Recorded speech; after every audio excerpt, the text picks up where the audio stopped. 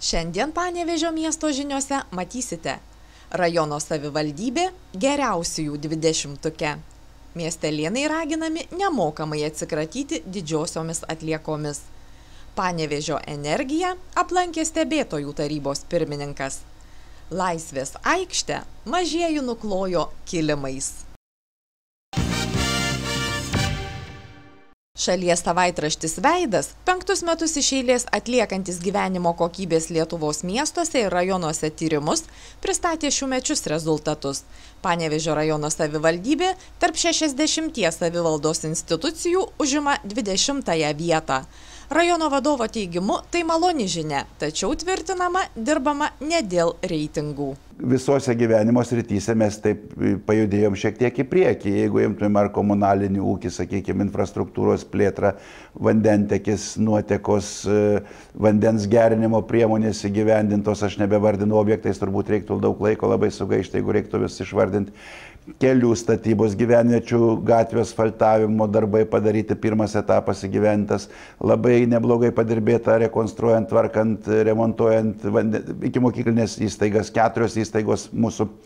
Praeitais metais jau visos buvo renovuotos ir visos veikia ir mokiniai ir vaikai lankė renovuotas įstaigas, kai mes turim savivaldybių, kurios dar nepradėjo Respublikoje šito projektų įgyvendinti. Šiemet visos šalies savivaldybės reitinguotos pagal 21 skirtingą parametrą. Be tradicinių kriterijų, gyventojų skaičiaus pokyčio, bedarbių, pastatytų naujų butų, veikiančių įmonių ir panašiai, įtraukti 3 nauji parametrai – savivaldybių skolos, šildymo bei šalto vandens kainos.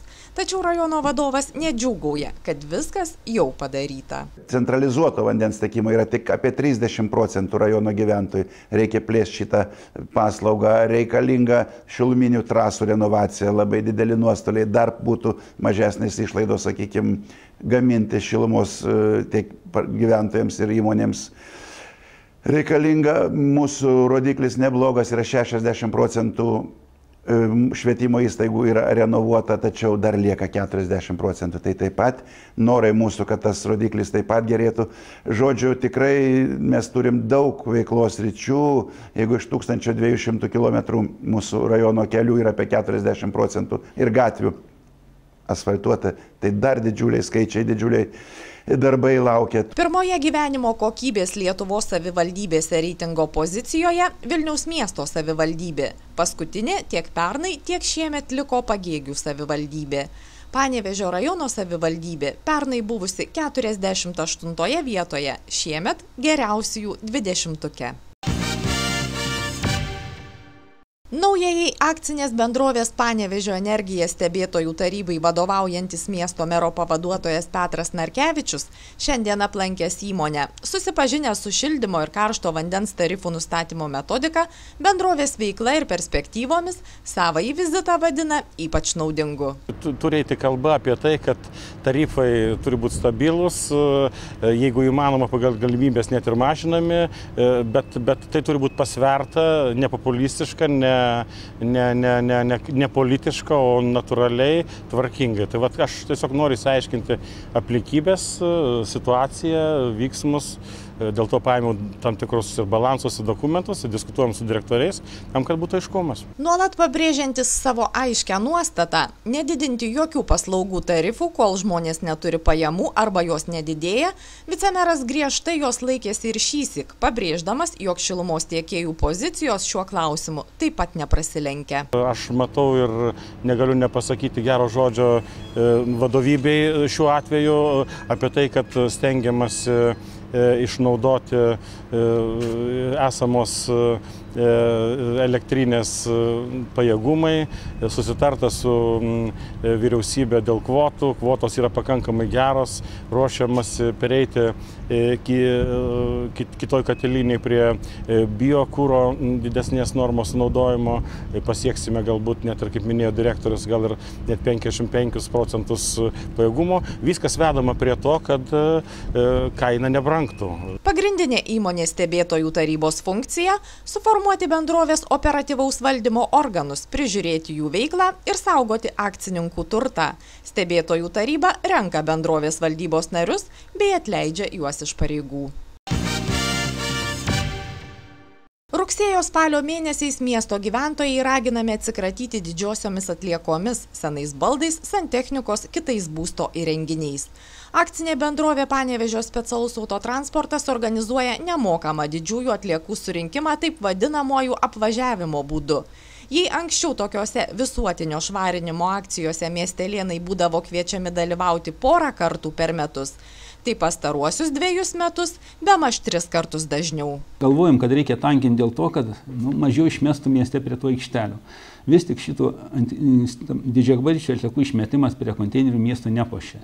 Tuo labiau, kai gyventojas išmeta bet kada, bet kokiu metu, tai surinkimas irgi toks yra, transportas turi važinėti šaudyklinių principų. Vieną informaciją gaunam, kad ten Kniaudiškių gatvėje kur nors kažkas numesta, kita, kad kokioj vėl kitoj gatvėje, tai va taip reikia šokinėti, važinėti, didėja sąnaudos. Tai mes stengiamės kiek galim dažniau važiuoti, nors efekto didelio vis tiek nesulaukiam. Jeigu mes, sakykime, per praeitus metus iš viso šito apvažiavimo būdų per 5 apvažiavimus surinkom apie 13 tonų tik tai atliekų, tai skaitom labai mažai. Didžiųjų atliekų surinkimo grafikai skelbiami ne tik specialaus autotransporto tinklapyje, bet ir spaudoje ir savivaldybės svetainėje. Artimiausių metų apvažiavimas vyks rugsėjo 28-30 dienomis, vėliau spalio 5, 6, 7.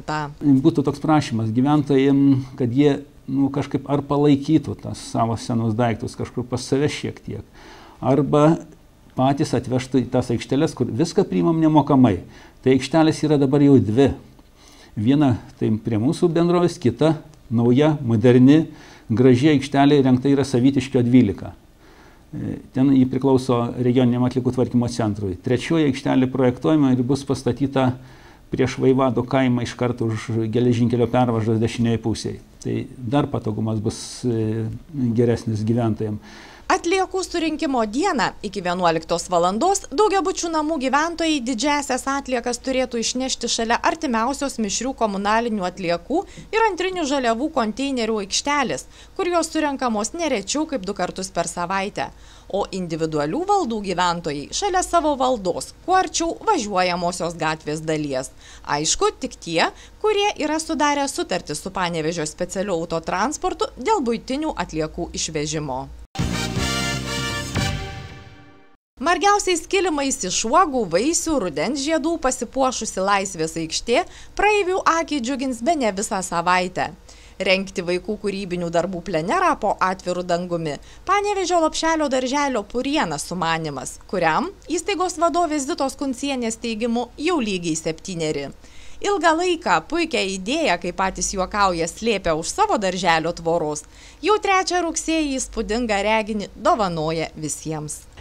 Kiekviena uoga, kiekvienas gėlės žiedelis yra atneštas tėvelių, yra palydėtos bendruomenės į šitą plenerą ir įpareigotos sukurti patį gražiausią kilimą, atitinkantį tam pavadinimui, kokį jie užsiregistravo dalyvauti šiame plenere. Šiais metais dalyvaus 23 komandos, kurios sukurs 23 floristinius kilimus. Projekto vadovė Zita Kuncienė sako, jog visi dalyviai komponuoja ne mažesnes kaip 2 ant 2 metrų kompozicijas. Be panevėžiečių noriai miesto centrą puošia rajono vaikučiai, o taip pat ir kaimynai Kupiškėnai. Visos šios grožybės skiriamos Europos vyrų krepšinio čempionatui. Mes čia padarėm stiprybės medį, kad visi žmonės būtų stiprus ir laimingi, kad šitas miestas būtų gražus. Negana to, darželinukai dar ir nenustykstantis krepšinio aistruoliai. Simas Jasaitis man labai patinka.